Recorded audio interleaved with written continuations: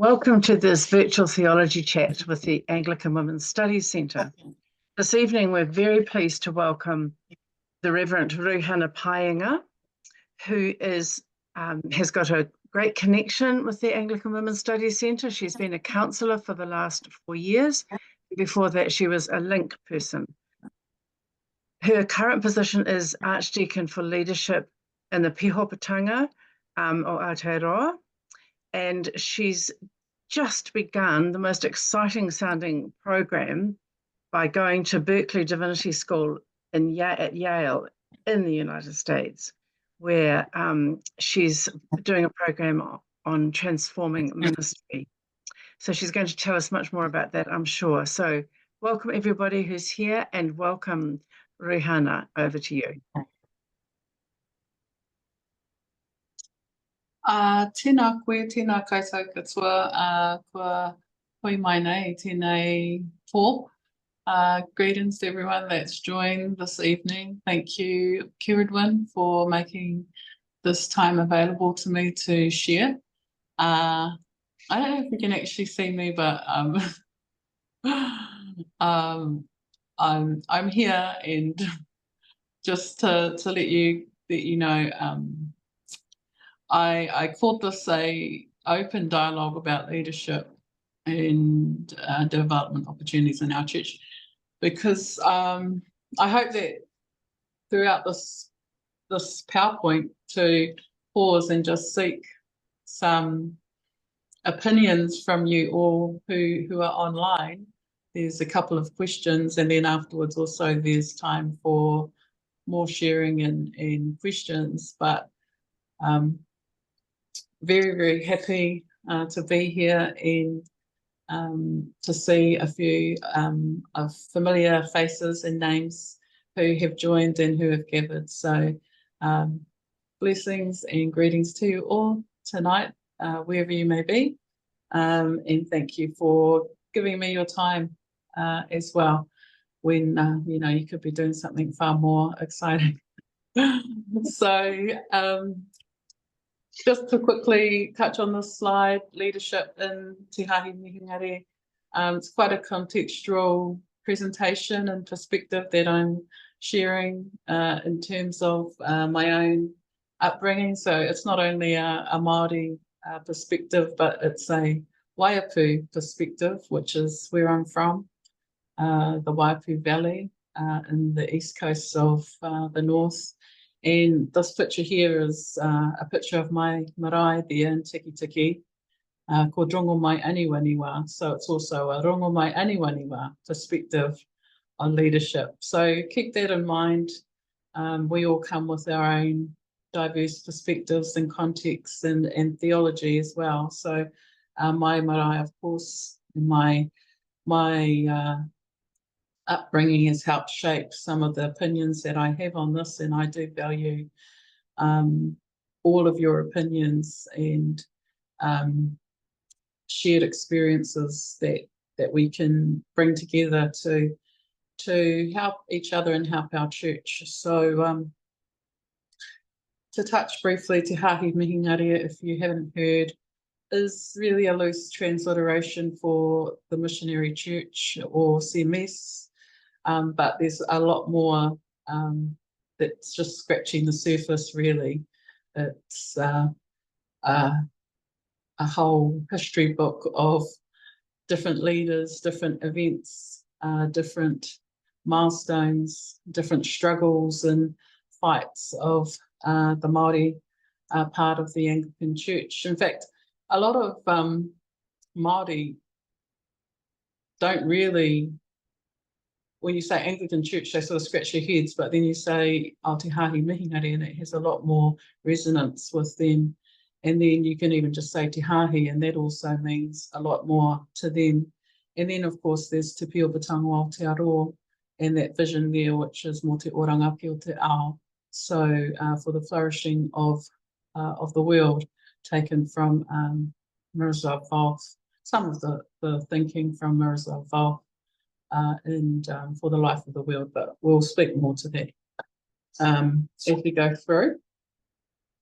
So when Kieran asked me to do this talk, and I know these talks have varied, I thought sort of a purpose or focus alongside the fact that I'm so interested in what you guys have to share is that at General Synod Te Hino Te Whanui, there was a women's leadership panel presentation, and following that, for the first time, I believe, a women's caucus was also called. So this is a follow-up in a way from there. Some of you may have been involved in that caucus. I think there was a lot of frustration and hurt expressed with regards to, I guess, the status of our women in leadership roles, and I found that having that space to speak honestly was important, but also as important is, so what are we going to do? And I hope that this talk can encourage, wherever we might be, us to talk intentionally about how we've done leadership in our church. I won't pretend to say that we've done it well, but we think about that, but we also very solutions and forward thinking. So let's try to get there and discuss in more innovative and more intentional ways, probably already occurring in some of our parishes, some of our communities. So encouraging that conversation and just challenging ourselves, really, depending on what groups we may be leading and what groups we may be part of across the church. This is just a photo of three of us who attended the course, A Leader's Way, and I'll speak more to that later. Myself, Venerable Susan Wallace from Te Waipounamu, wonderful leader and woman in tikanga Māori. She's the chair of Te Kotahitanga at the moment. She's doing work on Te Korowai, a trust that has been established to help oversee some of the common life, in particular common life activities, in particular Ministry Standards Commission. We don't actually have a body or a legal entity that manages the interests of the staff who work in common life roles in our church. Here alongside Sue Forsyth, some of you may know her, and Archbishop Philip and Faye TV, doing some really amazing work in our church.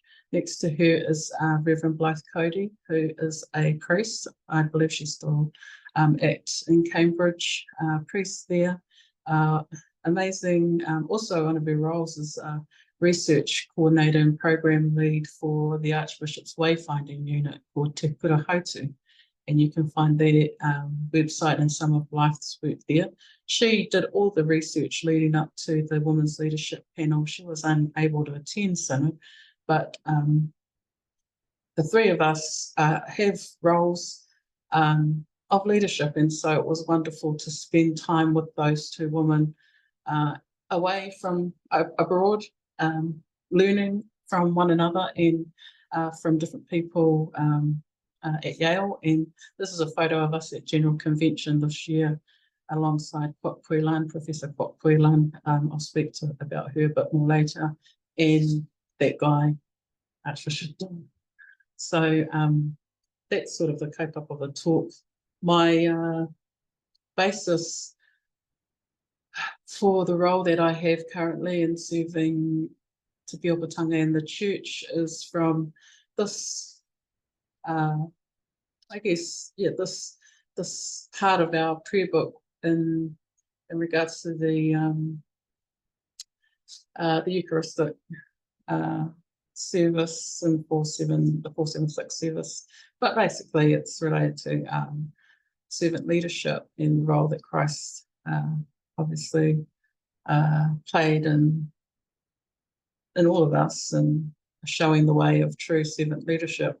Kaimahi tūturu is basically servant leadership, and there in bold it says te tohu o te kaimahi tūturu, what Christ does in washing the feet of others and being a servant leader, other signs of a true servant leadership. And that's what fuels me to to be caught, my calling and to do what I do here in the church. So that's one of the bottom lines, if you will, for my role and the ministry and mission that I feel called to. So this talk, as I said, is about leadership, and numerous research, numerous hui, numerous other learned people have said that leadership is not a title or position,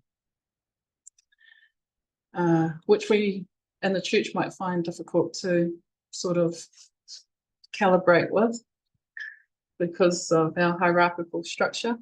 But just because you have that title does not necessarily mean you are going to be a good leader. And a reference that I've drawn on here is from Professor Frances Frey, who is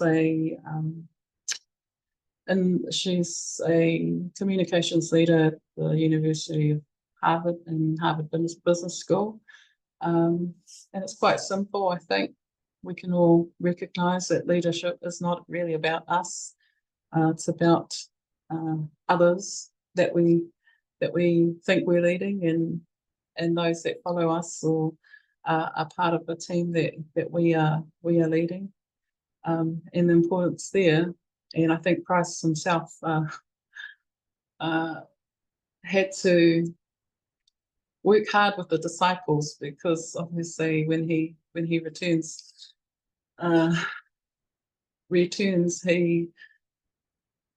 he's leaving the responsibility in their care. And so this is echoed here, that it's about empowering other people, and that the impact you have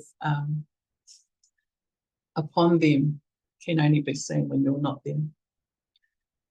So this is sort of a key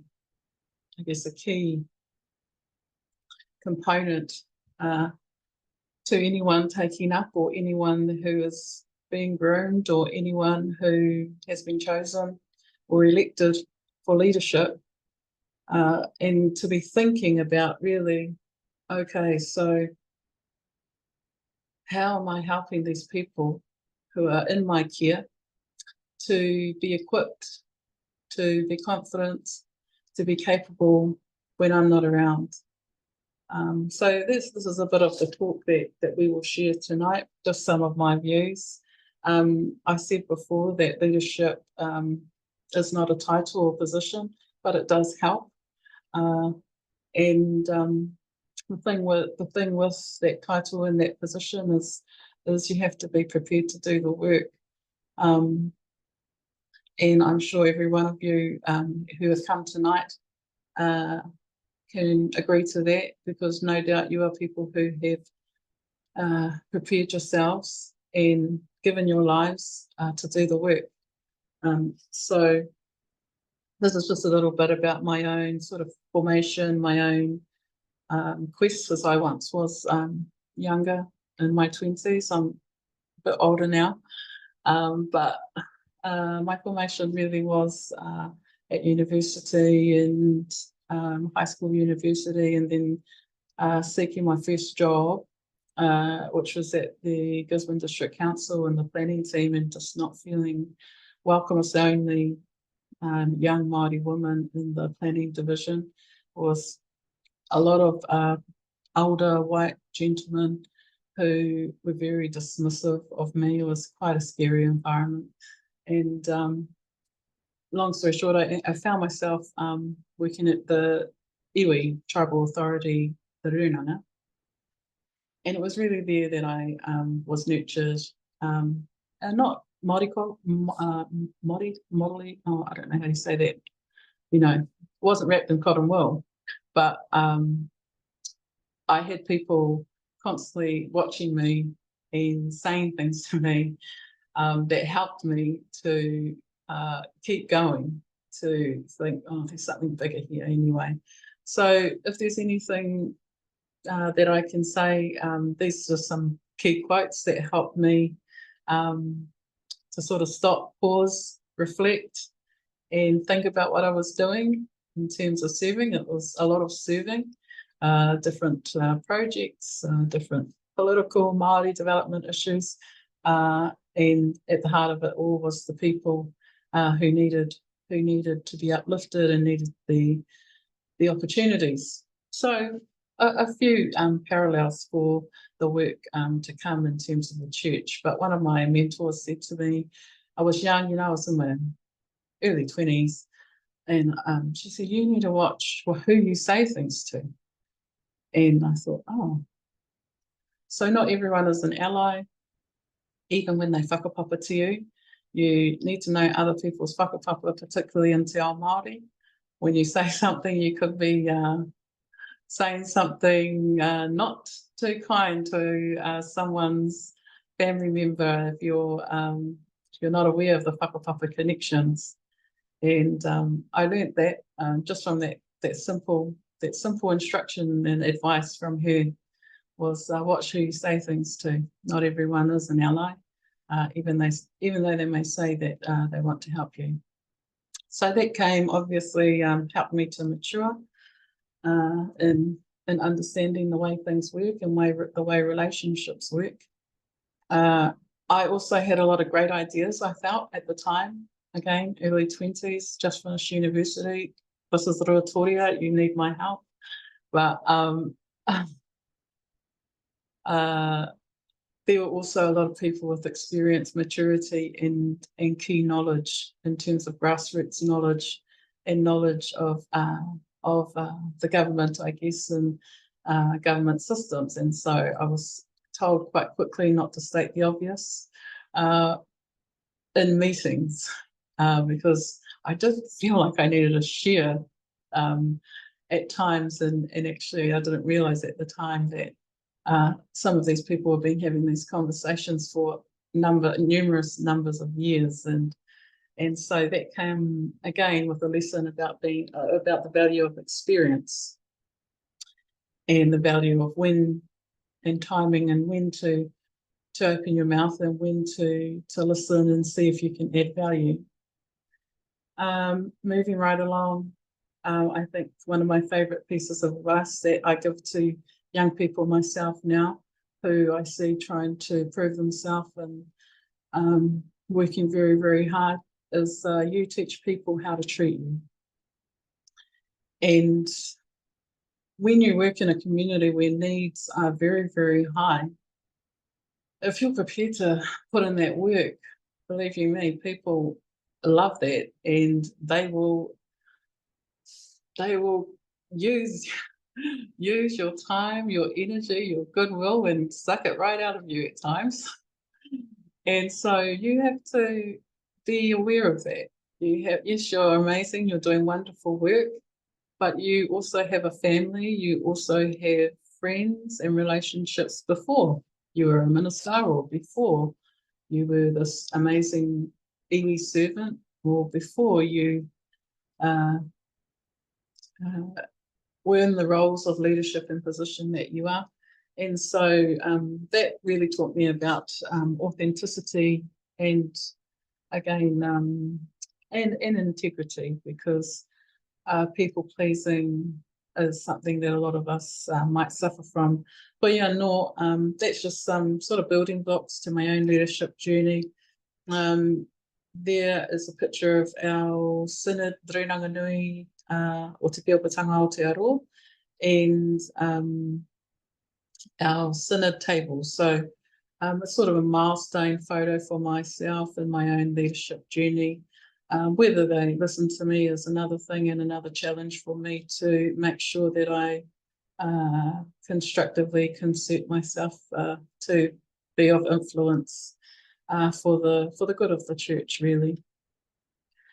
Okay, so coming to you all, I'd like to just pause there, and this question is to you all who have gathered tonight. Quite simple, really, and I'm going to mute myself and stop sharing the PowerPoint. And yeah, so the question is just to you: do you feel there are enough women in leadership in our church? And if you'd like to expand slightly on that, I'd be really happy to hear what you guys have to say about that.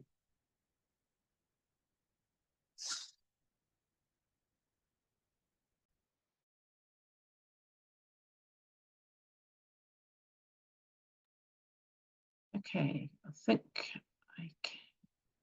So just unmute yourselves. Do you want to stay in the big group, or do you want me to put you into smaller groups? What would you prefer? Wave your hand if you just want to stay in the big group. Like, just wave your hand like that. Okay, it looks like, okay, democracy. There we go. All right, so we're staying in the big group. So do unmute yourself and feel free to answer Ruihana's question. Oh, Bolivia, you've got your hand up. That's actually really helpful because there's quite a few people. Where it says more, you've got, see if you can find where it is for you to show a hand like Bolivia is doing, or else just wave your hand and I will see it if you wave it strongly. Okay, Bolivia, welcome. Oh, sorry. Hello. Hello, Bolivia. I was raising my hand that I'll stay in the big group. Well, now you have to talk. So there we go.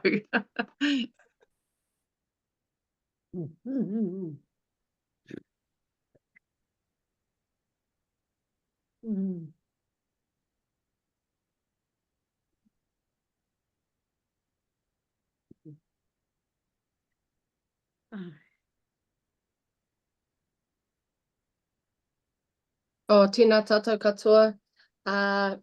Mihi atu kia koutou katoa, mihi atu kia koe e Ruihana.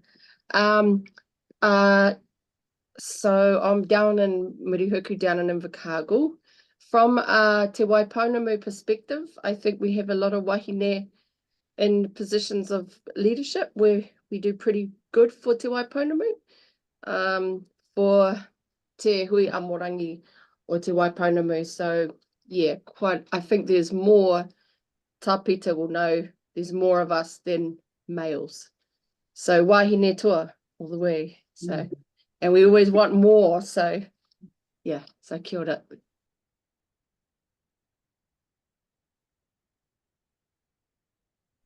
Jenny, Dawson, hello.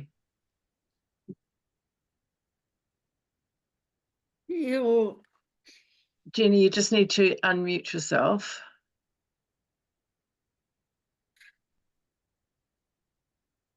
Hi, it's good to see everybody, but kia ora Ruihana, ngā mihi nui. Thank you so much for what you've presented. I was really interested in those 3 points, especially the one about maturity. I pray for maturity, and one day it will come upon me, I hope. You need to watch who you say things to. Not everyone is an ally. Such an interesting balance with that kind of wisdom against openness and trust, and how frank we can be and can know about people. You talked about whakapapa, and that's true, but I'm just intrigued by the balance, and I'd love to hear more about that piece of experience and wisdom you've got.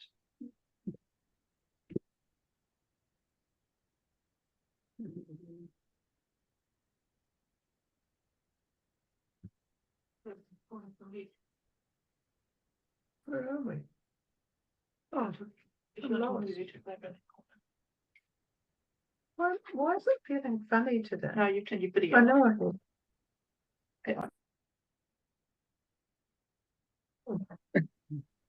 I feel like it's been updated, but it hasn't.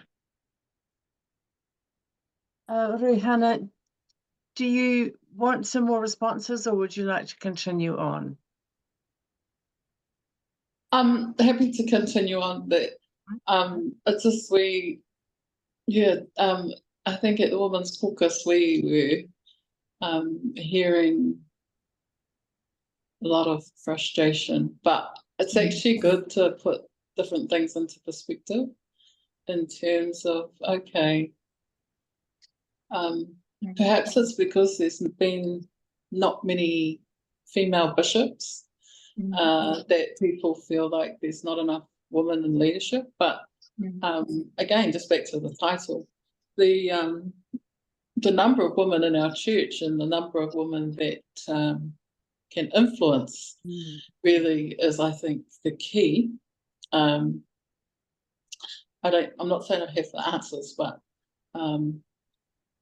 hence why I think the conversations are important. I don't know about you all, but I go to so many meetings and see some of the same people and the same faces, and yet some of the things that we do are very disconnected from one another. So, you know, to be able to change things, we need that critical mass and that coming together in love and trust, and to start to generate change. And we've got this group here, the council and friends, I guess. And then there's another group, St. John's Women's Leadership Group. But again, there's some disconnection. Our various women's ministries in terms of AAW, in terms of Kawi Wahine, and in terms of Mothers Union, again, a little disconnected. House of Sarah, you know, there's some wonderful women's groups and some amazing leaders across all our churches and parishes. But yeah, that unifying, being able to know what we want to change and put in place things that will help. So I'll go back. So I feel like, yeah, it's a thing, but actually looking at, and thank you, Andrew, for just your comment that I think in Tikanga Māori we're doing quite well. We aren't where we want to be, but we have made progress. So there's just some figures, and in terms of those positions and titles, but by and large, and I can't give you the exact figures, but the number of female clergy in relation to male clergy for a long time has been more wahine than tani. And then looking into our boards and committees, there's quite an equal balance. So the whole 50-50 men and women is something that you genuinely should find when you go into any of the omorangi, in terms of senior roles, but also people in roles and positions where they can influence. Notwithstanding that all these people need to be trained and need to have nurturing and need to have support and need to have sort of a goal and a pathway in mind for where their ministry is going. And all of them lead teams in many ways, whether it's congregations or whether it's staff, if they're lucky and they manage to have actual paid staff. And that also needs developing and nurturing. And I think sometimes we have to fit into a mould that has been set before us as wahine, in terms of this is what a cleric's role is, and this is what an archdeacon. But if we were authentic and really bringing those nurturing gifts that wahine innately have, and this is something that's not based on tikanga and based on context. It's a shared gift from God that we all have.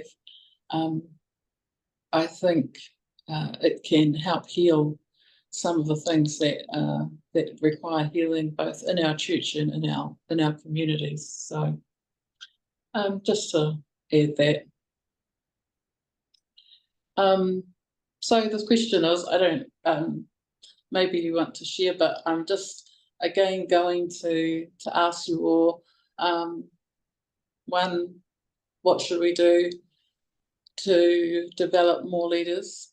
And two, and I wonder if we could just, because maybe it's not important, you know, maybe, oops, sorry, people might think that actually we're doing okay. We don't need to develop more leaders. It's not that important. So just the two, sort of two parts.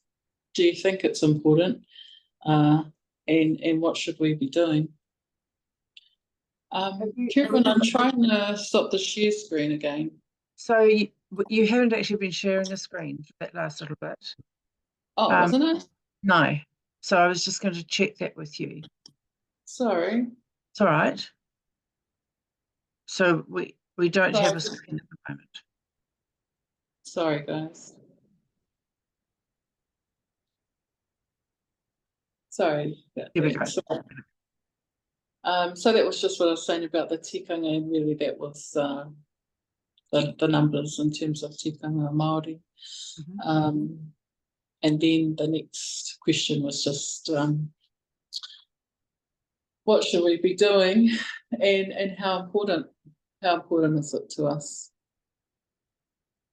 So I'll stop sharing again. Yeah. Right. Good.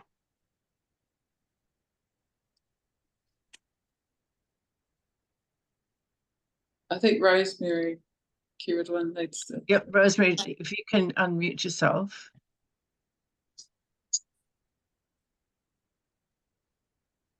There she goes. Great. Yeah. I just want to thank you. I think we have come a long way.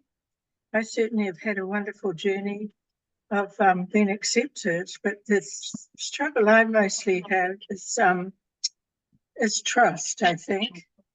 Learning who I can trust. And I feel so much more comfortable with women, sharing in the Anglican woman space. One thing to be assertive, the other thing is to have the courage to be assertive, and the courage to be able to speak your truth. And I think I like the way that, for me, I guess now I'm retired, it's just a matter of relying on the Holy Spirit to, I don't know, I look at Sister Anne, and I'd like to be a Sister Anne up there, as she is up at St. Isaac's, a mentor for the young ones, a sounding board, an encourager, a listener, an enabler. These are the things, the skills that I think I can bring as a 74-year-old now to enable further development across our church. That's all I want to say. Wonderful.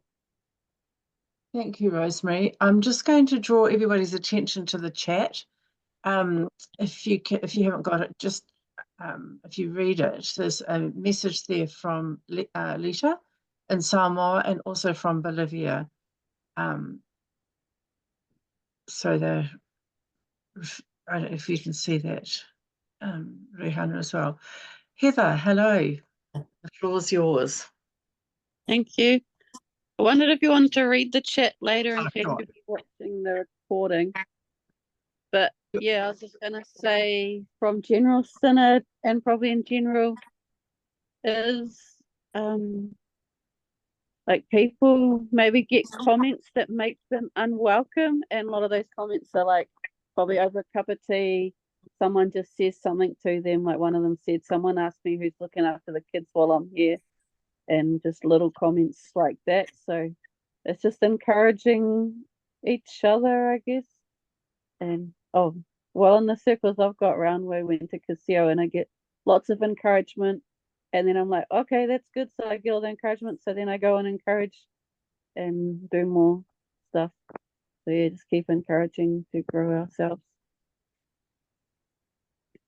And you don't know what people say, because it's often in a quiet space. They'll say a comment that will piss you off.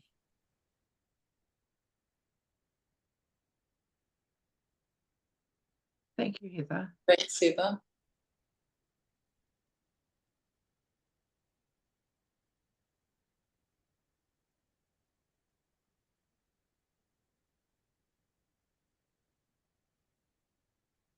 I took my son to General Synod. He's 2, and there were a few looks.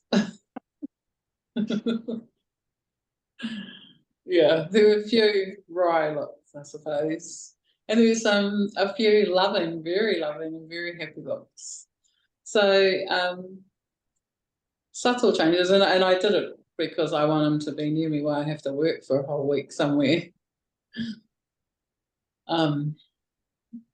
Yeah, so I don't know, but I think the changes need to be small and they need to be big. Just sort of riffing on Bolivia's comment as well, and I 100% agree with Heather that people can be quite mean in our church and in a lot of spaces, actually. But somehow, and I know we all have done, we have to rise above those things and try not to, I guess, steal the joy that we have about what we're called to do. And if I feel called to be someone who's growing leaders, that despite the hits or the comments that do and will come at me, that's just meant to just deter me from fulfilling my role and my calling at this time. I do believe, so we've got sort of not small, but we've got that sort of human behaviour side of things. What Bolivia in the chat is talking about is in that political realm, and we need more strong leaders across the church, but from Polynesia especially. So I would encourage and support Bolivia, tika tahi, not just women, but men, a leadership plan, like prioritising leadership development. We say discipleship, and discipleship, I totally agree, support that. But when we unpack discipleship, what are the core things alongside the love of Christ, the Holy Spirit, receiving the Holy Spirit, and being called to ministry and mission? What goes alongside that? What are the tools of today that the disciples need in Aotearoa, Polynesia, New Zealand, to go and to flourish? I'm going to quickly go back. I actually don't have many more slides. I'll just quickly flick back to the presentation. So what should we be doing? It's a $1 million question. We're trying to work on it. I certainly have a framework. One of the core things is this sharing properly now, Kira? No, we haven't. We haven't got it yet. Okay. There it is. There we go. But we've got the you need to probably go back to the first slide or something. Yeah.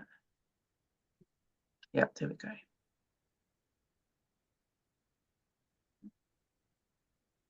Okay, so we're not only developing leaders for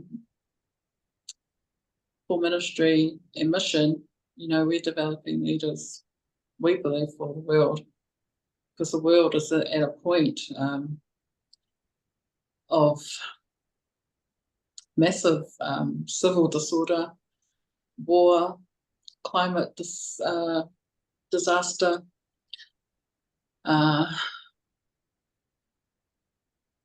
massive challenges in terms of bipartisan leadership and pushback on a lot of sort of more progressive thinking. And so the church has such an important role. But we have to stop thinking about we're just leaders for the church. We're actually leaders for the world and for our communities. For some of us, in Māori anyway, it's quite natural because most women clergy, most Māori clergy are connected to a marae. Therefore, they're connected to whānau hapu iwi, who make up the communities in small rural areas anyway, and usually they are the people of that area. You come into more urbanized cities, Wellington, and Auckland, per se, and that changes, but in terms of our liturgical and theological mission, that's still relatively the same. Why we minister and why we mission to our Māori community, and in some cases Pākehā, and in some cases three tikanga, it still has the same heart reason, the servant leadership that I mentioned at the beginning of this talk. So as Kiriwood mentioned, we spent a week in residence at Yale. Oh, so flash, I tell you. I'd never been somewhere so flash. I thought St. John's College was flash, but no, oh my goodness, this was just wow. So it was hard to not be distracted by the grandeur of everything. And if you know what those pianos, they're called Steinways, I think, and they're so beautiful and gorgeous. They had so many of them. They were everywhere. And they had this most beautiful chapel anyway, so I'm getting distracted. But I mean, there's something to say for taking people away from their parish ministry and having them in such a beautiful place where everyone's cared for, where, you know, disability access is a given. It's not like you have to ask, where you know, the power saving or eco-friendly type facilities are all there. So that's one thing. But in addition, they had access to some really amazing speakers. There were around 30 lay and clergy. It wasn't just for clergy, it was for lay, and they're experiencing massive decline in the United States in terms of congregation. They need innovative thinking. So the course goes for a year. We have ongoing mentoring. We have to do a project. So there was 3 of us that attended, and we are working on a women's leadership program in a way. We haven't fully got the details, but I'd be happy to share when we sort of get more on paper. And so it was a good experience, but I will say they're still very individualistic, and that's the challenge, because the church, as I'm alluding to, actually has to stop being individualistic, and it has to be more inclusive and more representative of the community at large. And some of us are already doing that. Some of us, it's just a culture. We do that by virtue of our own setting and our own our own community spaces, but they were all getting the message, and that was being spoken about, that's really where they need to be. And one of the resources that was given to us was adaptive leadership. And it's okay, but I feel that I mean, we're quite outstanding Aotearoa, New Zealand, Polynesia in terms of the kohere. There's nothing like it in the world, in the communion. We're three very distinct and often not on the same page. Culture and cultures are trying to work together. My little side comment on that note is that I think we've fallen into the belief that that tikanga is an identity, when actually it's a way. It's not. I'm not a tikanga Māori. I'm everything that I'm comprised of, including my thoughts, including my values, including my connections, and that's what we haven't really unpacked well enough as a three tikanga church. And the heart of that, as I've mentioned, and it was mentioned at Synod numerous times this year, is relationships, authentic, genuine, and trusting, as Rosemary said, relationships, and we have to work on those, and we have to find people who are of similar understandings. Otherwise, it's very hard.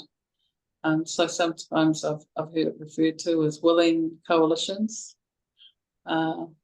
because a lot of us, our structure is such that it helps us to not work together.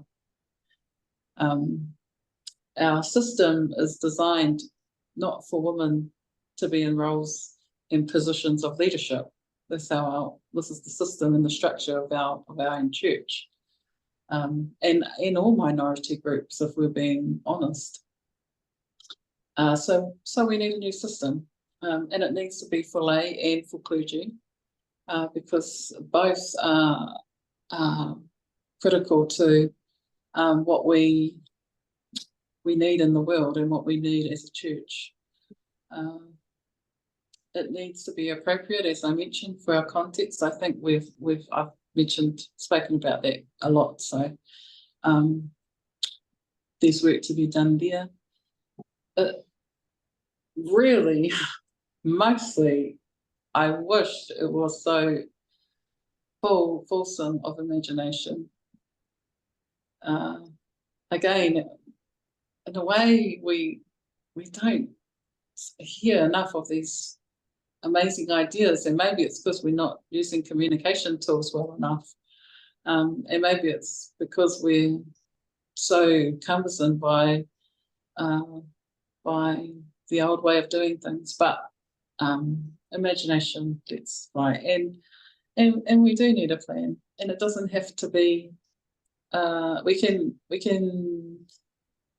sometimes be sort of flexible about it, and it can evolve. But at least I'm not really promoting the Yale course, because I feel like we can do it just as well. We've got beautiful places. We can access, because we have relationships, some amazing speakers, and we have the most unique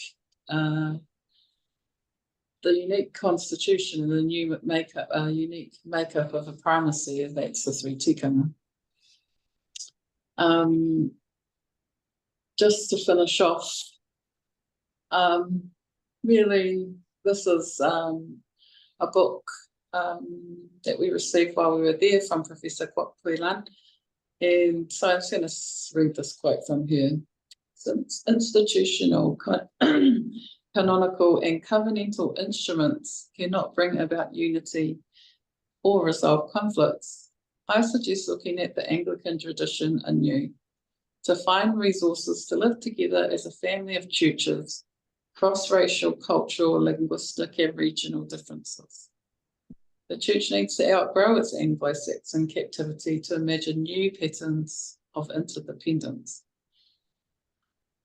It is a time now for us to look at a new way of doing our Anglican mission, our shared Anglican mission and ministry in Aotearoa, New Zealand, Polynesia. Sometimes I think the answers are right in front of our noses. We just haven't unpacked it enough or asked the right questions or put the resources into the right places. But I think above all, we certainly need to work independently as tikanga and collectively as tikanga and the church, and even as women at bringing ourselves together in terms of our unity. So I'm going to stop there. Hopefully it's been useful to you. Thank you again for being here, and thank you for giving me your time tonight. Nā reira, e aku rangatira, e aku koka, aku kuia, aku tuakana putaina tēnā koutou katoa. Thank you. All right. Thank you so much, Ruihana, for distilling so much of your learning into less than an hour. That's a wonderful achievement. And like most of these virtual theology chats, it's never a nice, neat package that we all go away with. It's a gift of ideas and stimulus to get us all thinking. So thank you so much for that. We've still got a few minutes. If anyone would like to make a comment. Jenny, do you want to say a little bit more about Kok Pui Lang? Because I know she's been here. Do you, just to save Ruihana's voice, do you want to tell us a little bit more? Can you do that off the top of your head? Yeah, I remember her at Episcopal Divinity School in Boston and Cambridge, Massachusetts. And I think she must have come here maybe the late 1990s or the year 2000. I think. Yeah. And really pushed me in the direction of asking the hard questions about the effects of colonization and how we still take our models from that.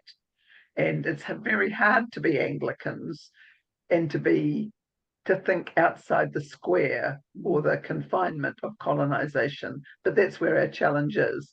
And so that's why I appreciate what you have to say, Ruihana. It's just one of a whole group of people who are pushing us to move outside the limitations. Yeah, that's about all I can say, really. Great, thanks, Jenny. Vicky. Hi, Vicky. Hi.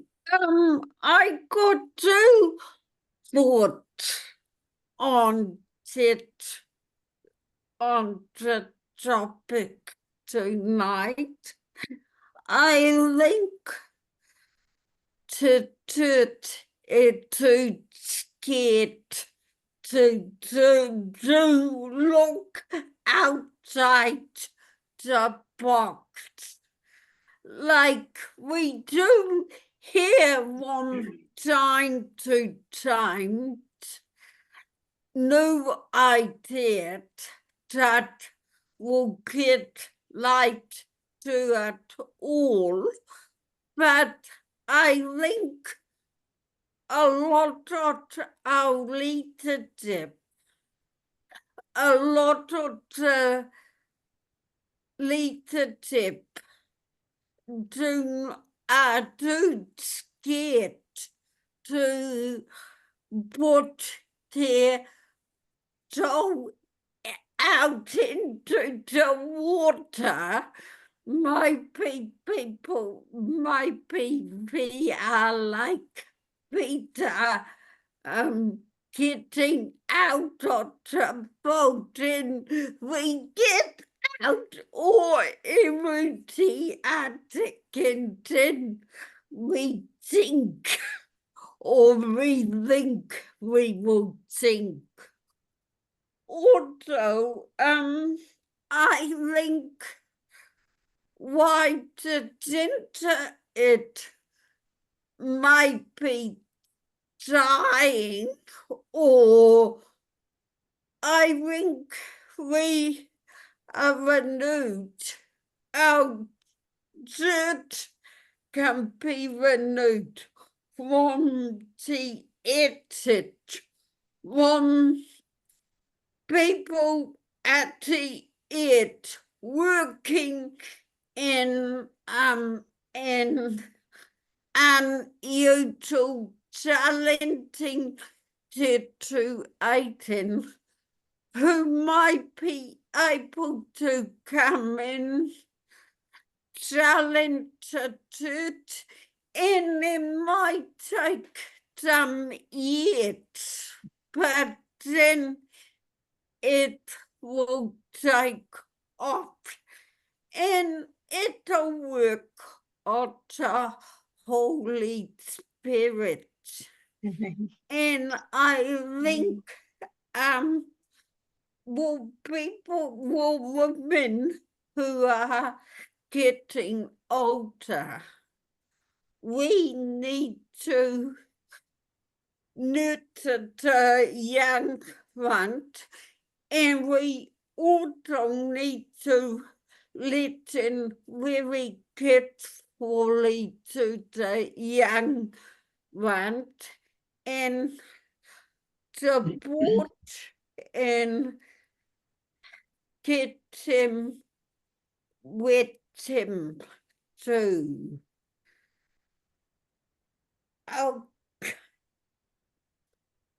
okay. Thank you, Vicky. Thank you so much. It's great. So we've got time for one or two more people if you want to speak.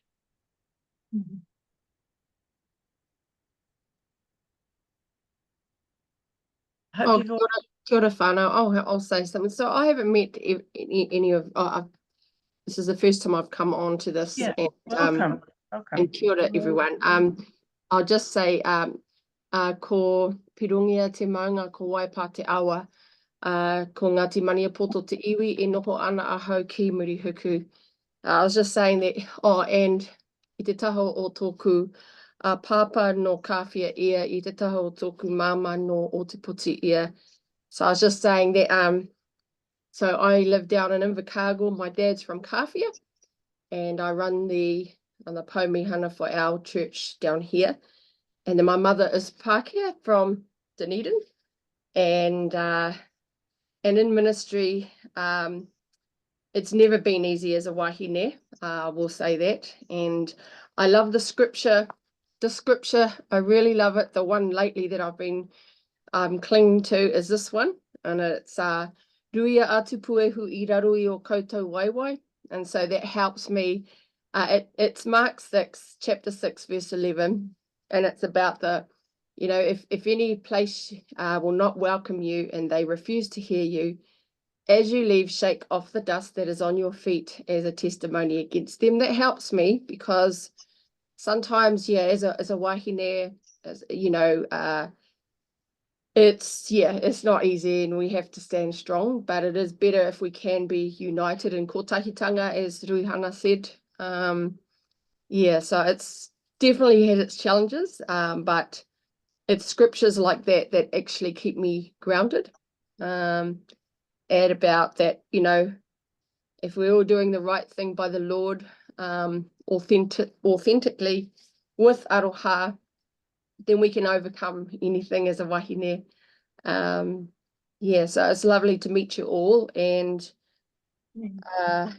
and hopefully I'll get to come on to more of these now that I've got a little bit more time in my hands. So kia ora, wahine ma, beautiful to meet you. Kia ora, and thank you. It's great to have you here. It's lovely. So next time, our speaker is going to be Tilly Flood, who has just come back from presenting a paper at a theological conference in Canada. and it was very well received, and she's going to be telling us all about it, and sharing her experience and her wisdom. So thank you so much to Ruihana for your time and your wisdom and your leadership and your enthusiasm and your imagination. And may all go well with your studies, and we look forward to hearing from you again. So thank you all for coming. Ruihana, can you just stay on for a minute? But everybody else may leave. Good night. Night. Good night. Everyone. Thank you, Rihanna.